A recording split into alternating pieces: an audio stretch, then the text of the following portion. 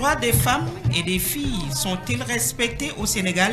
L'égalité est-elle une réalité dans notre pays? Les femmes sont-elles autonomes? Pour répondre à toutes ces questions, Trade FM pose le débat autour d'un plateau spécial ce samedi 8 mars 2025, Journée internationale de la femme. Fatou Sissegei, manager de projet, présidente Business and Professional Woman, professeur Awa Traoré, première femme agrégée des universités en économie et directrice du Centre de recherche économique appliquée à l'Université Cheikh Anta Diop de Dakar, et Rabi Seydou Diallo Kane, sociologue, auteur de l'ouvrage Saison de femmes, vont tenter de répondre à ces questions.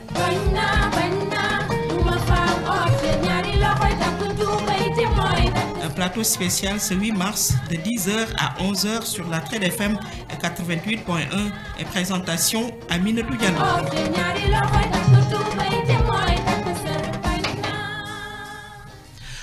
Bonjour et bienvenue à vous, chers auditeurs de la Trade FM et internautes de la Trade TV. Bienvenue à ce plateau spécial. Nous sommes le 8 mars, Journée internationale de la femme. Bonne journée à toutes les femmes du Sénégal, à toutes les femmes du monde entier.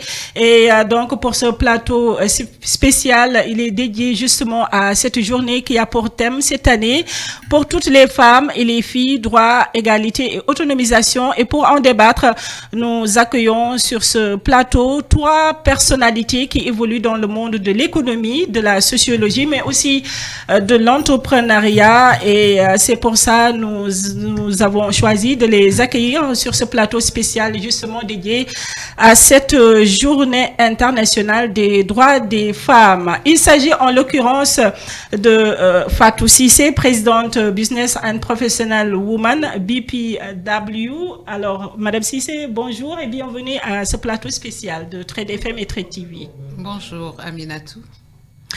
Nous accueillons également Madame Rabi Seydou Kane, Diallo Kane, bien sûr. Elle est sociologue, auteure de l'ouvrage Saison de femmes. Alors Madame Kane, bonjour et bienvenue à ce plateau spécial.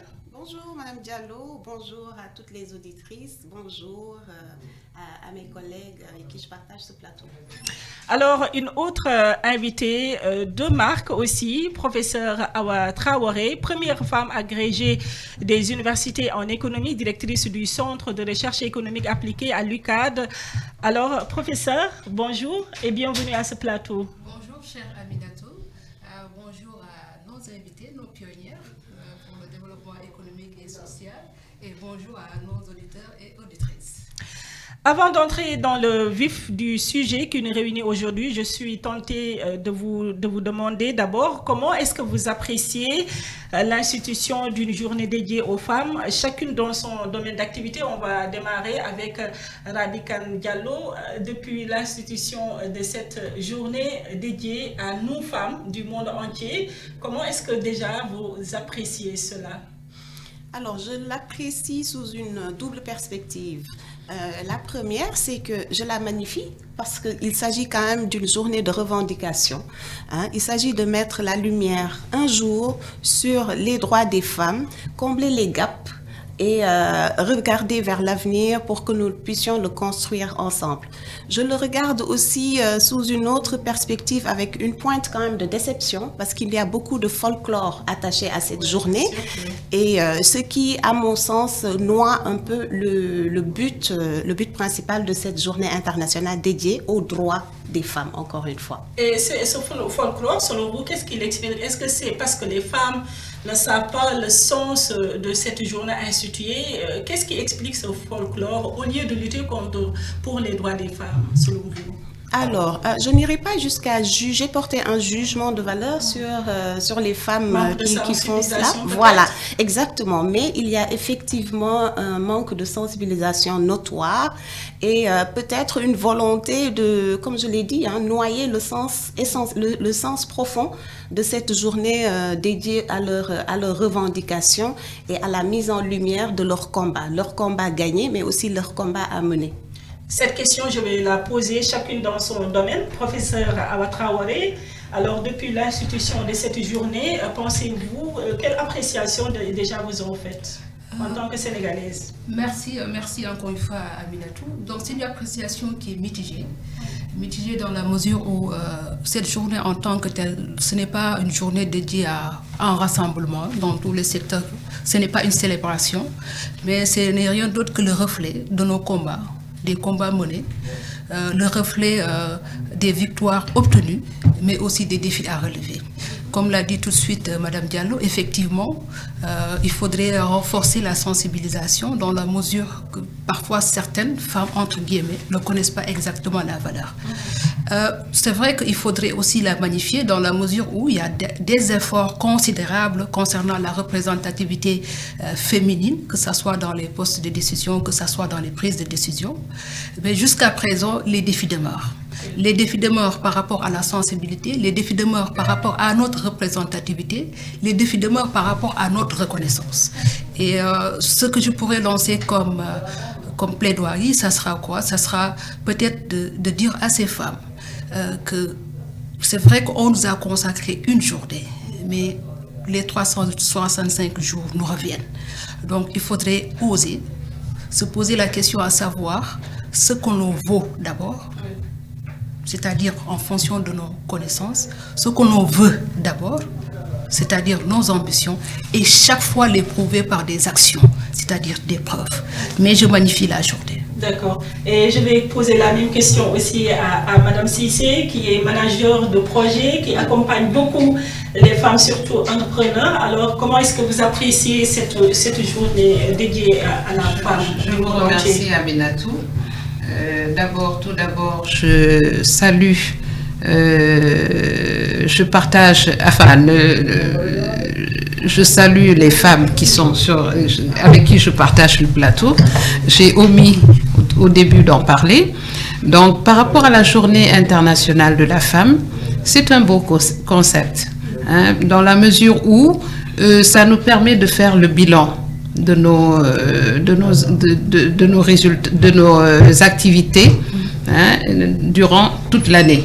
Mais c'est une activité qui doit se faire.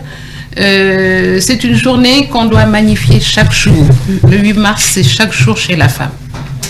Donc, avec BPW Sénégal, nous avons pu, notre sacerdoce plutôt, c'est d'orienter, d'encadrer les femmes entrepreneurs et de les inviter à devenir des leaders. Parce que nous, notre sacerdoce, exactement, notre objectif, c'est de développer le leadership féminin à tous les niveaux. Donc, c'est la raison pour laquelle nous invitons, nous sommes plutôt qu'est-ce que j'allais dire?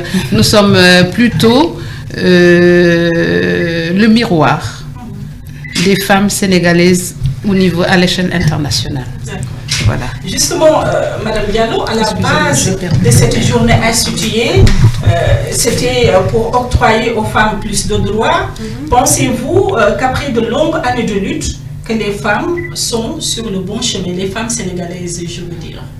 Je répondrai facilement par l'affirmative, hein. Effectivement, nous sommes sur la bonne voie. Les femmes sénégalaises, en tout cas, j'ai eu la chance d'effectuer des recherches sur les femmes sénégalaises, sur leur façon de réfléchir, les manières d'agir, mais aussi les ambitions qu'elles se donnent. Je peux répondre avec aisance que les femmes sénégalaises savent ce qu'elles veulent, savent qui elles sont et elles savent où elles vont aller. Elles doivent aller. Peut-être le seul défi qui reste encore à relever, c'est un mouvement d'ensemble. Les femmes agissent de façon isolée, mais pas forcément ensemble. Donc, je pense que c'est le principal défi qui nous reste, mais en tout état de cause, moi, j'ai foi en l'avenir féminin au Sénégal. Donc, le défi, c'est de mutualiser les efforts de chaque, surtout les organisations féminines, c'est ce que vous voulez dire, parce que vous avez aussi, je le rappelle aux auditeurs et internautes de Trade TV, vous êtes auteur de l'ouvrage Saison de femmes. Dans ce livre, vous êtes revenu un peu sur les différentes étapes de la femme, des différentes saisons, des défis qu'elle rencontre dans leur quotidien. Est-ce que vous pouvez nous expliquer par rapport à ma question, est-ce que dans votre livre, en écrivant le livre, vous avez le sentiment que ces défis-là sont en train d'être relevés? Oui, alors, non seulement j'ai écrit ce livre en me basant sur mon expérience, mon vécu de femme sénégalaise, mais aussi mon vécu de sociologue, mais aussi mon vécu de présidente fondatrice d'une structure de sororité qui s'appelle Debout Leadership Féminin, qui regroupe un ensemble de femmes venant de divers horizons et qui ont en commun, en tout cas qui ont en commun ce destin de femme sénégalaise qui doit imprimer sa marque. Donc, effectivement, dans ce livre, j'essaie de pointer du doigt les préjugés sexistes qui persistent et qui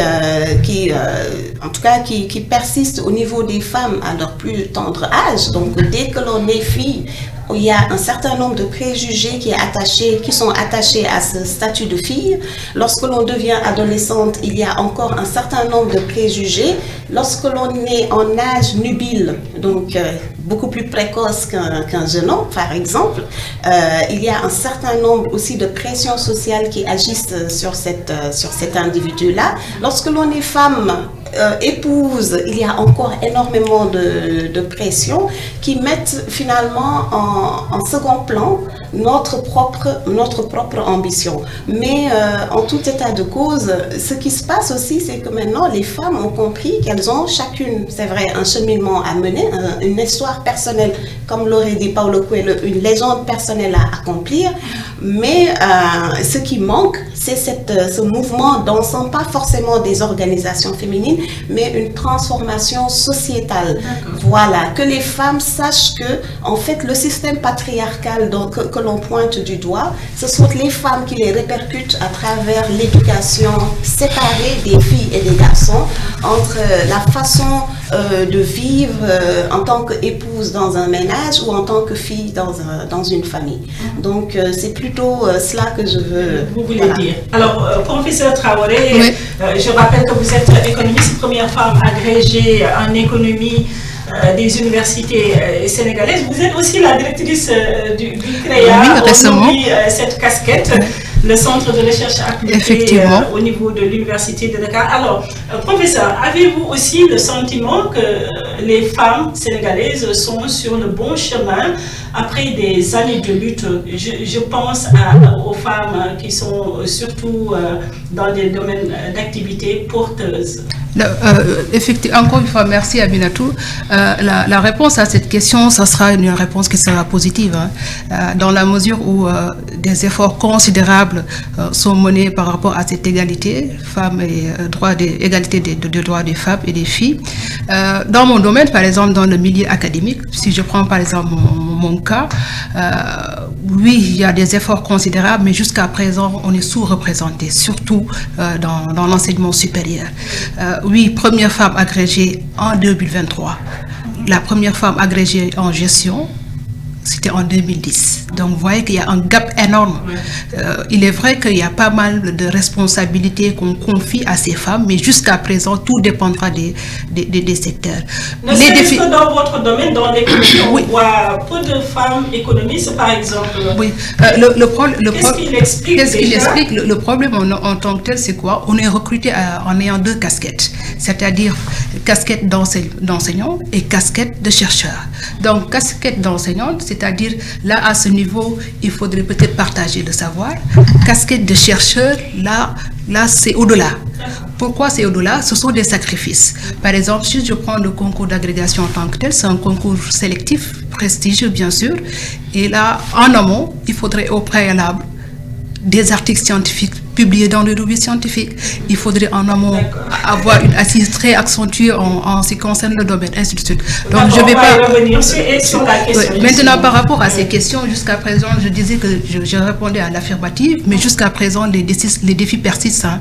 Pourquoi les défis persistent? Il faudrait peut-être renforcer un peu côté sensibilisation, renforcer la représentativité en tant que telle, renforcer le système de mentorat, parce qu'on n'a pas, c'est-à-dire à la base, il n'y a pas de, on n'a pas si je dis de mentorat, c'est que signifie qu'on n'a pas parfois de référence.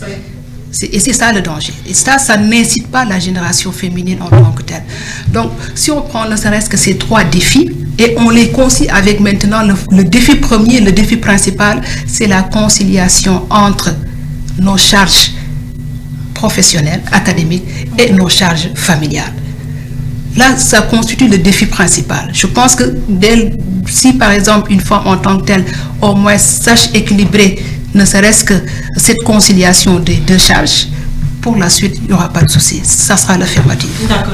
Alors, Madame Cissé, par rapport à cette question, vous qui accompagnez les femmes entrepreneurs, avez-vous le sentiment que nous sommes sur le bon chemin, selon vous? Nous sommes sur le bon chemin, Aminatou, mais il y a beaucoup de choses à faire.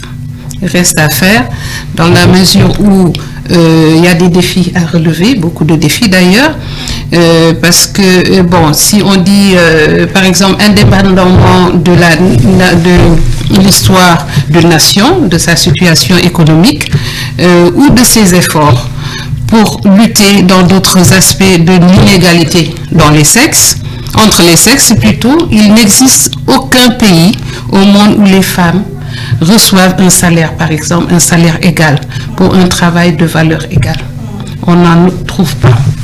Mais la campagne pour un travail, pour la journée d'égale rémunération, par exemple, de BPW, je parle dans notre domaine de travail, avec BPW International, qui met en lumière ce problème et invite les gouvernements. Donc, il faut que les gouvernements, les institutions des Nations Unies, par exemple, avec qui nous travaillons, et d'autres organisations, à créer des politiques et construire des structures qui favorisent l'autonomisation économique des femmes en milieu de travail. Ça, c'est, par exemple, un défi à relever.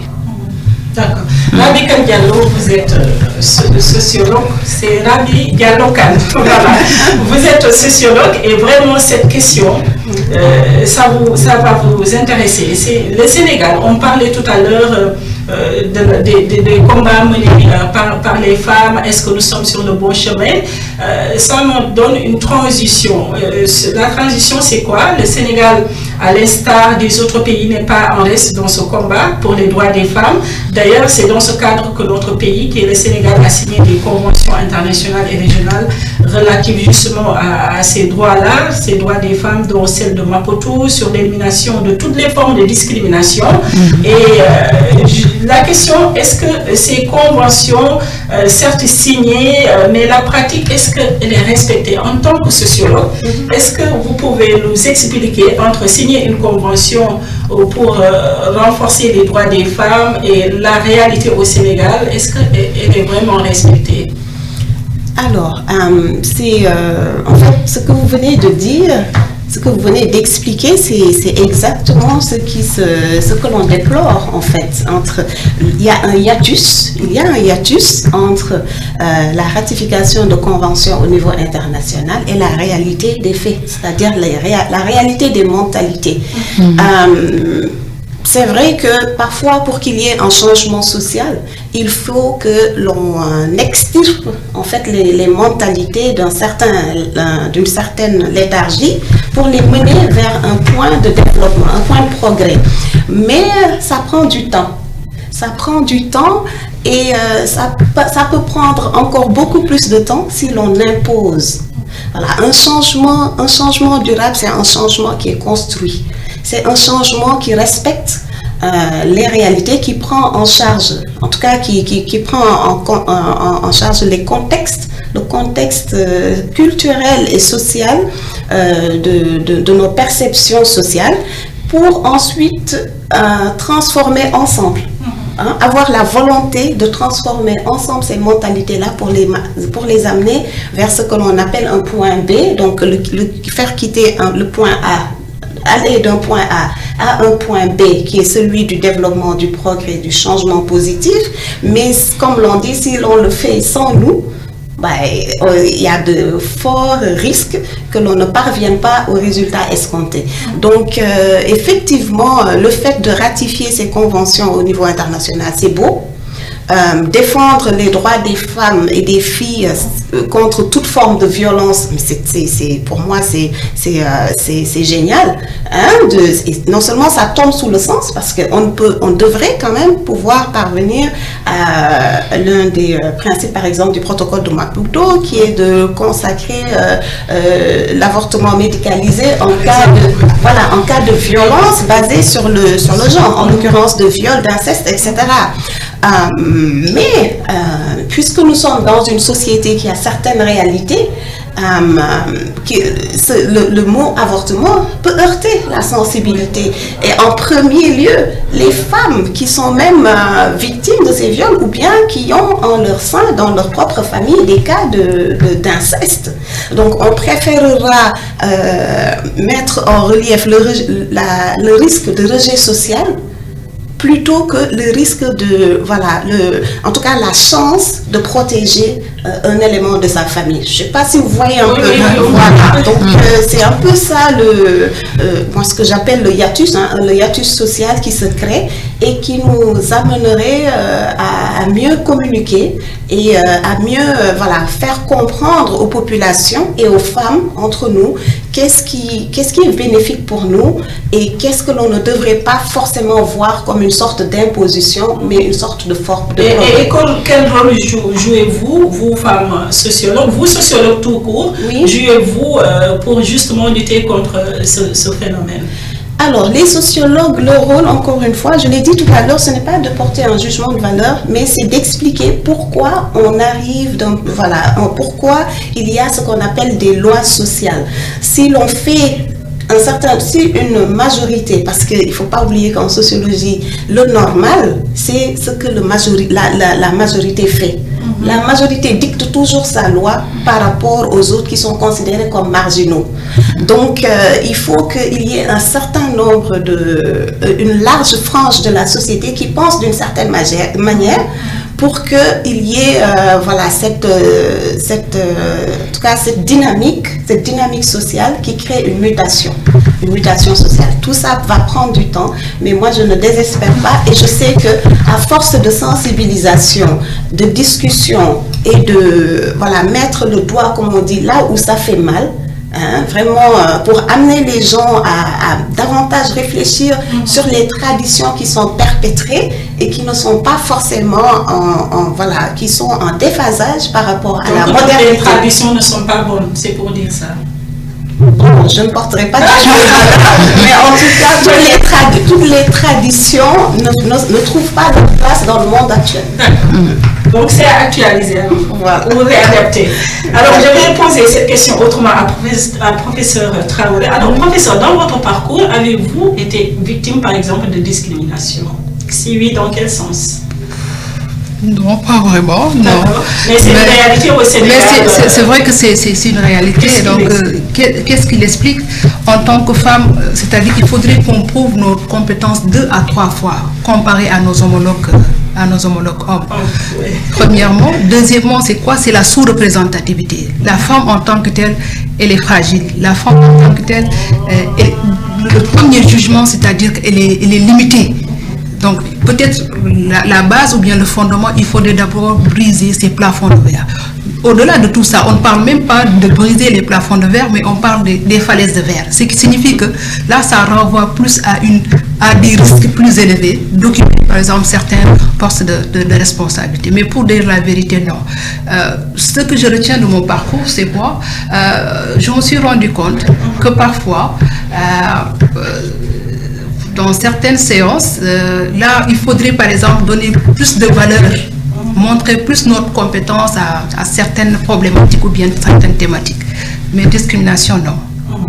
Parce qu'à la base, il faudrait dès à présent montrer qu'il y a la rigueur, on est intelligente, on est engagé et on est impliqué. Ne serait-ce qu'avec ces 4 caractéristiques. Et maintenant, pour chaque caractéristique, les prouver par des actions, par des preuves. Et au finish, on y arrive. On y arrive. Alors, Madame Cissé, par rapport à cette question, je le disais tantôt à Madame Kam, le Sénégal a signé des conventions régionales, des conventions internationales pour justement renforcer les droits des femmes, mais la discrimination, elle est toujours une réalité au Sénégal. Vous qui accompagnez justement ces femmes, comment elles vivent ce phénomène et quel rôle jouez-vous dans ce sens pour l'éradication? D'accord, je vous remercie Aminatou, c'est une question très pertinente. Nous, à BPW Sénégal, par exemple, je rappelle un peu notre rôle, parce que, et puis le sujet pour ces 3 ans, 2024-2027, c'est d'abord d'inspirer. Nous sommes là pour aider la communauté, les femmes entrepreneurs. C'est de les inspirer, d'innover, de les aider à innover, autonomiser, transformer ensemble. Et à ce moment-là, nous façonnons un avenir durable. Les femmes discriminées, bon, il y en a, parce que nous qui faisons le terrain, nous rencontrons des femmes qui sont quand même très bien lésées dans le milieu professionnel, par exemple. Et puis, nous organisons des after-work, échanger entre les femmes. D'ailleurs, nous allons inviter certainement les sociologues qui vont nous accompagner en ce sens, parce que ensemble nous pourrons apporter beaucoup de solutions par rapport à ces... Exactement. Donc nous sommes des femmes autonomisées à la tête des affaires. Et pour BPW, nous sommes aussi la force derrière le changement durable, et dans nos lieux de travail. C'est pour ça que les femmes professionnelles, nous souhaitons les accompagner de manière formelle. Aider le secteur informel, les femmes qui sont dans le secteur informel, pour qu'elles fassent des formations. Parce que si on regarde les discriminations, nous n'allons pas avancer. La solution, c'est de les accompagner, de les aider à faire des formations, un renforcement de capacité. Par exemple, il y a quelques semaines, nous sommes allés voir le général des sapeurs-pompiers. Je donne un exemple, le général Ndoye. Au passage, nous le saluons. Donc, qui nous aide à rencontrer les femmes sapeurs-pompiers. C'est des femmes gradées, il y a des femmes, d'autres profils de femmes au niveau des femmes sapeurs-pompiers. Et avec des opportunités. Par exemple, le partenariat de Canada-Afrique, BPW Montréal nous aide à renforcer les capacités de ces femmes gradées. C'est important. Donc, voilà. Tantôt, ma consoeur a parlé de mentorat. Oui. Aussi, les femmes, les jeunes sénégalaises, les jeunes étudiants, les femmes, nous avons même des femmes ingénieurs, et nous avons pu mettre en contact ces femmes à des autorités canadiennes grâce à nos antennes qui sont au niveau de Montréal. Oui. Et elles ont pu bénéficier de programmes de mentorat pendant toute une année. Et ce sont des femmes qui ont vu des résultats au niveau de leur milieu professionnel. Elles ont eu une évolution par rapport à leur boulot, à leur travail. Donc ça, c'est-à-dire nous devons travailler. Au lieu de regarder un peu négativement, moi je me dis que l'heure est au travail et il nous faut accompagner. Nous sommes des organisations et nous avons des opportunités pour accompagner ces femmes. Alors, Rabi, sur cette question toujours, pensez-vous que l'éradication de cette discrimination nous mènerait-elle à l'égalité, par exemple? L'égalité qui fait partie du thème de cette année. Alors oui, l'égalité, pour moi, ça passerait aussi par l'équité. Il faudrait que nous sachions que les hommes n'ont pas les mêmes besoins que les femmes. Les femmes, tout à l'heure, professeur Traoré l'a dit, nous avons en tête de concilier constamment toujours d'élaborer des stratégies de conciliation de notre vie familiale et de notre vie professionnelle. Mais pourquoi les hommes ne pensent pas de la même manière, alors que dans un... Voilà, ce sont deux éléments centraux d'une famille. La preuve, on dit même que c'est l'homme qui est le chef de famille. Et pourtant, c'est la femme qui pense à concilier de façon correcte la vie professionnelle et la vie familiale. Donc tout cela pour dire que l'égalité, pour moi, c'est un objectif, mais ça passe par l'équité. Donc c'est en vraiment mettant le curseur sur les besoins spécifiques des femmes que nous allons plus tard arriver à une égalité, donc à mettre la lumière sur le fait que la femme ou la fille sont aussi des citoyennes utiles et valables que le garçon et l'homme. Donc ce sont des citoyens d'égale dignité, comme le dit d'ailleurs notre Constitution. Voilà, donc il y a des défis à relever, c'est vrai, mais je pense que quand même nous allons y arriver dès l'instant que nous prenons quand même la bête par les cornes, par les cornes, et que l'on dise aux gens que égalité, ça ne veut pas dire confrontation, ça ne veut pas dire affrontement, ça ne veut pas dire créer des tensions. Malheureusement, c'est cette pensée qu'ils ont de l'égalité. Exactement. Ils pensent à l'affrontement, ils pensent, voilà. Exactement. Donc, c'est ce que j'appelle une déconstruction. Il nous faudrait co-construire la déconstruction des mentalités. D'accord. Alors, professeur Traoré, sur cette question toujours, les femmes qui représentent presque la moitié de la population, mais moins de 40% seulement sont dans le secteur du travail et souvent dans le secteur primaire. Alors, qu'est-ce qui justifie, par exemple, ce taux de chômage assez élevé chez les femmes? Encore une fois, merci Madame Diallo pour cette question pertinente. Donc, je l'ai dit tantôt, les femmes sont et demeurent les leviers incontournables du développement, que ce soit économique, que ce soit social. Maintenant, il y a des barrières, il y a des barrières économiques, il y a des barrières structurelles, il y a des barrières institutionnelles. Si on prend, et des barrières culturelles, bien sûr, Madame Diallo l'a souligné tout à l'heure. Si on prend par exemple les barrières structurelles, le plus souvent avec les stéréotypes de genre, on disait à nos moments que la femme n'a pas droit à l'éducation, la femme ne devait pas être scolarisée. Et jusqu'à présent, c'est vrai qu'il y a des évolutions, des avancées incontestables dans ce milieu, mais il y a des manquements. Si on prend côté institutionnel, il faudrait qu'on revoie nos politiques, les politiques allouées à l'égalité des femmes. Tout de suite, lorsqu'on parle d'égalité, c'est-à-dire avoir les mêmes droits et opportunités. On n'a pas ciblé la typologie genre, c'est-à-dire si c'est un homme ou bien une femme. On a juste des citoyens, les mêmes droits et les mêmes opportunités.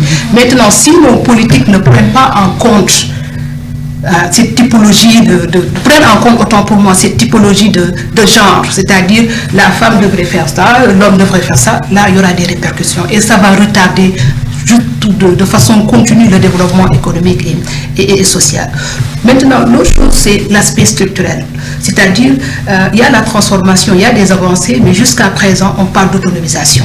Et lorsqu'on prend en compte cette autonomisation qui impacte le développement social et économique, à savoir la reconnaissance, cette reconnaissance, c'est nos capacités. Si on prend par exemple la réduction, c'est la réduction, le plus souvent on alloue la réduction aux zones rurales en disant que peut-être c'est en rapport avec les travaux pénibles. Mais non, la réduction c'est par rapport aux charges familiales. Moi en tant que femme, j'ai un enfant, j'ai une famille, j'ai mon travail. Vous en tant qu'homme, vous devez au moins participer à ces charges familiales. Et après, au-delà de ça, maintenant, il y a la redistribution. La redistribution, c'est quoi? C'est-à-dire, il faudrait se dire, oui, on a ce sont les mêmes droits, les mêmes opportunités. Mais en tant que femme, on me paye 100 000 francs. Vous, en tant qu'homme, on devrait vous payer la même chose. Et au-delà maintenant de ces 3 heures dont on parle, on a ajouté après les 2 heures, à savoir, par exemple, la représentativité. Jusqu'à présent, et c'est l'importance de votre question, cette représentativité, elle est faible. Elle est faible. Dans mon secteur, le secteur d'enseignement supérieur, académique, nous sommes faibles. Et si on regarde les préalables, c'est quoi? Il y a peu de femmes qui franchissent le cap, c'est-à-dire au-delà, par exemple, du doctorat. Non. C'est vrai que ces tendances, il y a une avancée en termes de ratio. En termes de ratio, il y a pas mal de programmes qui boostent ne serait-ce que cette valorisation de la femme, mais jusqu'à présent, il y a des défis à relever. Et l'autre chose maintenant, c'est la reconnaissance. La reconnaissance en tant que telle, c'est quoi? Oui, je suis femme. J'ai mes capacités, j'ai mon droit, les charges familiales, j'ai mes charges académiques, mais au-delà de tout ça, il faudrait me valoriser. Et cette valorisation impacte positivement le développement social et économique de nos îles. Je remercie au passage mes invités parce qu'ils participent à ce développement économique et social. Donc, mention spéciale. Et justement, en disant cette question de l'emploi, surtout des femmes, nous amène justement à parler d'autonomisation des femmes, qui est d'ailleurs inclus dans le thème qui est, je le rappelle, pour toutes les femmes et les filles, droit, égalité et autonomisation. Avant d'en venir à ma question, je suis tentée de vous demander, par exemple, que vous inspire ce thème avant d'en venir à ma question, Madame Diallo. Alors oui, moi ce que m'inspire cette thématique du 8 mars 2025, c'est vraiment cette triptyque-là qu'il faut, voilà, une vision holistique. Pour que les femmes soient vraiment vues comme des partenaires, les partenaires des hommes pour l'atteinte d'une société équilibrée, il faudrait mettre la lumière ou mettre en avant leurs droits qui sont bafoués ou qui ne sont pas encore respectés. Il faudrait se pencher sur l'égalité, donc vraiment avoir en ligne de mire que les femmes ne sont pas les adversaires des hommes, mais qu'elles sont les homologues des hommes et qu'elles ont les mêmes, voilà, elles doivent avoir droit aux mêmes opportunités. Et le troisième point, l'autonomisation, en fait, c'est pour le bénéfice de la société.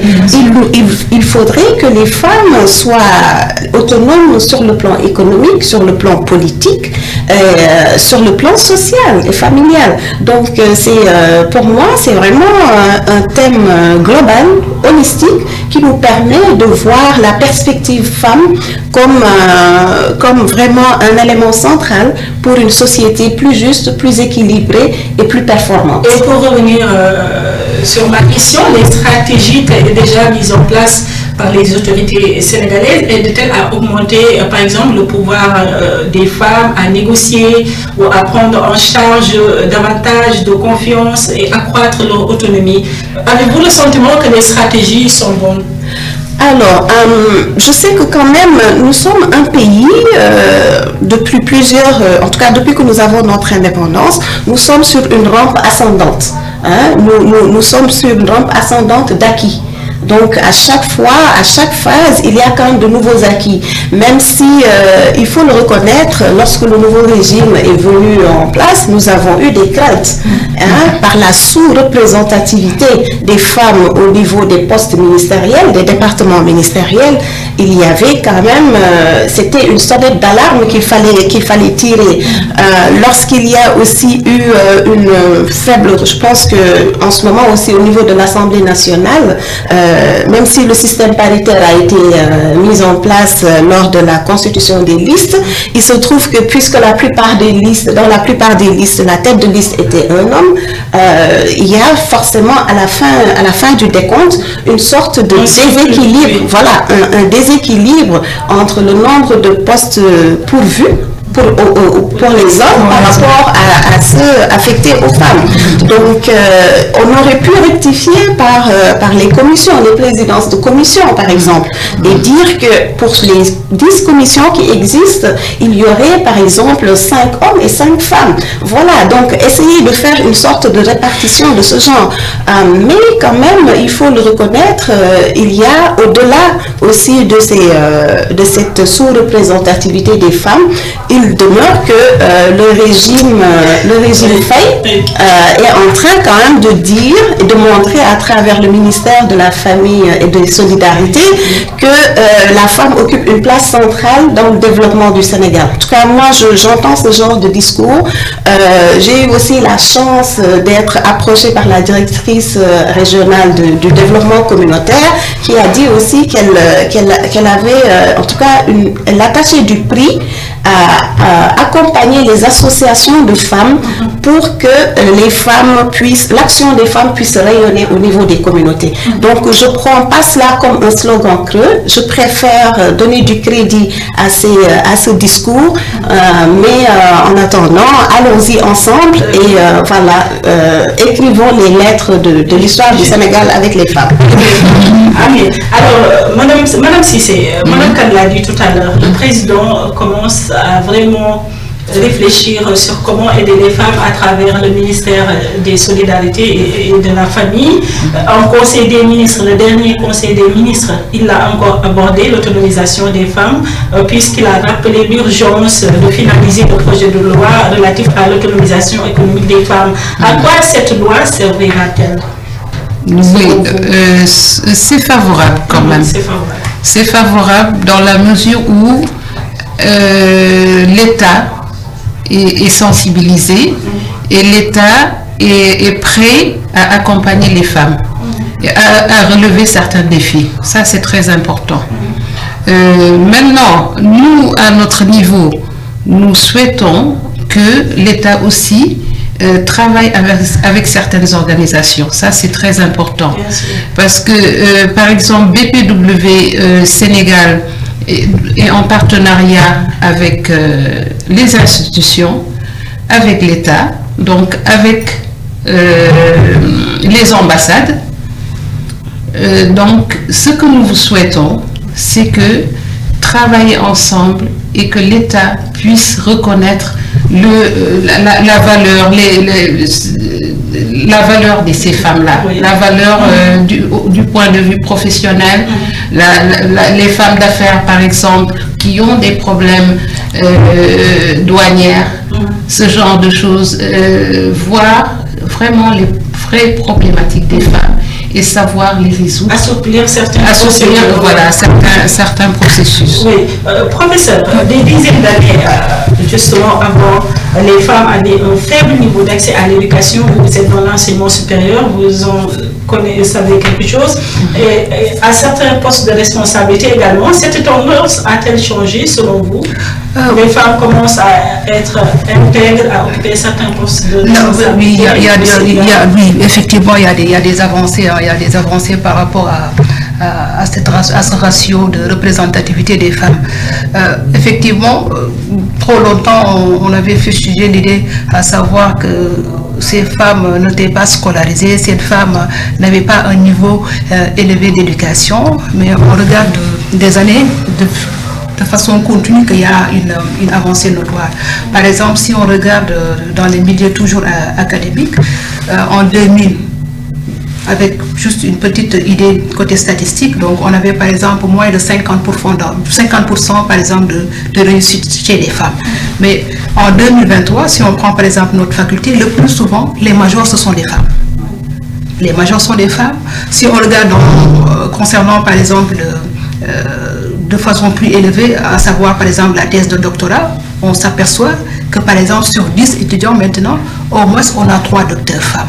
Donc vous voyez qu'il y a des avancées notoires, mais jusqu'à présent, il y a des défis. Les défis persistent. À savoir quoi? C'est-à-dire que vous l'avez abordé tout de suite, ce sont les politiques. Il faudrait d'abord qu'on revoie nos politiques. Vous avez posé la question à Mme Diallo concernant toujours cette autonomisation. Moi, je me suis dit que l'efficience de ces politiques serait rentable dans la mesure où il faudrait convoquer les représentantes de tous les secteurs. Parce que les problèmes diffèrent des secteurs, que ce soit dans l'enseignement supérieur, que ce soit par exemple dans le secteur entrepreneurial, que ce soit dans le secteur... Peut-être que c'est ce que le président Bassirou Diomaye Faye a compris, puisque il a appelé à ce qu'on... pourquoi pas par exemple la cartographie des groupements féminins, organisations de femmes, pour que vraiment en termes d'orientation et des interventions, ça soit beaucoup plus facile. Est-ce qu'il n'a pas compris? Oui, je pense qu'il a compris le message, parce qu'avec le nouveau régime, vous avez vu que le taux de représentativité institutionnelle est tellement faible. Donc, je vous dis qu'actuellement, ce qu'il faudrait peut-être souligner pour mieux valoriser ces femmes, c'est au moins affliger des quotas. Au moins mettre en place des systèmes de quotas, que par exemple dans le milieu académique, au moins si on a 4 postes, ne pas avoir peut-être la parité ça c'est optimiste comme vision, mais au moins affligé dès le départ des quotas. Je pense qu'au fil du temps, il y aura des répercussions positives. Nous sommes malheureusement presque au terme de cette édition et je rappelle que vous êtes en direct sur Trade FM et Trade TV en ce 8 mars, plateau spécial dédié justement à cette journée de la femme. Alors Rabi, avant de terminer peut-être sur cette question d'autonomisation, sociologiquement, qu'est-ce qui a poussé les femmes peut-être à prendre conscience, à occuper certains postes de responsable, à être beaucoup plus intègres dans la société? Qu'est-ce qui a favorisé cela? Alors, moi j'ai fait d'ailleurs un sujet de mémoire de maîtrise il y a plus de 20 ans déjà sur ce qui détermine socialement le travail des femmes dans le secteur formel. Parce qu'il faut le dire, il faut le reconnaître, les femmes sont majoritairement dans le secteur informel. Et ça ne crée pas forcément une autonomisation complète. Ça perpétue cette dépendance financière, donc économique, auprès de l'époux. Mais de plus en plus quand même, professeur Traoré l'a dit tout à l'heure, les femmes investissent le milieu académique de façon et vont plus loin. Elles vont plus loin, mais maintenant, est-ce que le mariage ne casse pas après cette ambition? Donc, ça c'est un autre débat. Et nous partie est terminée. Peut-être votre dernier mot, Madame Karim. Oui, alors, mon dernier mot, c'est de vous remercier de m'avoir associé dans ce débat très, très, très riche, qui est passé très vite. L'heure est passée très, très vite, parce que nous avions beaucoup de choses à apporter, et cela prouve la générosité des femmes, en tout cas, à contribuer à l'édification d'un Sénégal plus prospère. Donc, je prends au rebond aussi ce que vous avez dit par rapport au président Diomaye Faye, et j'espère que les femmes aussi sauront saisir cette balle au rebond et se dire que le Sénégal, nous allons le construire ensemble, mais pas en étant dans notre coin. Merci beaucoup. Alors, professeur, merci encore une fois, Aminatou, de nous avoir invités à cette édition spéciale destinée consacrée à la Journée internationale des droits des femmes. Mon dernier mot, c'est quoi? Juste oser. Oser et y croire. Nous sommes les leviers du développement économique et social. Il faudrait juste oser. Encore une fois, merci d'être là. Merci à vous. Alors, Fatou, c'est votre dernier mot. Oui, je vous remercie, Aminatou. Je remercie les femmes de qualité avec qui j'ai partagé le plateau. Ce que nous souhaitons, c'est que les femmes puissent prendre conscience de leur situation. Et par rapport à... C'est fini, malheureusement, c'est fini. Peut-être vous dites merci, on aura l'occasion. C'est ça. Donc, chers, internautes de Trade TV et auditeurs de Trade FM, c'est la fin de ce plateau spécial justement dédié à cette journée du 8 mars. Bonne journée à toutes les femmes et on vous dit au revoir.